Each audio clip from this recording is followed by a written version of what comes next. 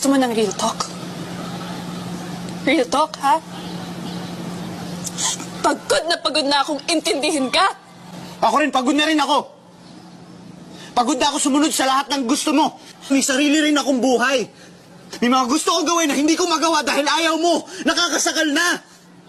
Ako pa? Ako pa yung di nakakaintindi? Ako pa yung masama? Ako pa yung mali? Oh, hindi ako na ulit. Kasalanan ko na ulit. Kasalanan ko nagisunod-sunuran ako sa'yo. Kasalanan ko nagpasakal ako sa'yo. Kung mahal mo ko, may intindihan mo ko. So pati pagmamahal ko kay questionin mo? Mabuti pa tapusin na lang natin to. Sige, mag-break na lang tayo. Fine! Di walay tayo! O, sige! Pero itong tatandaan mo, hindi ako bumabalik sa mga ex ko.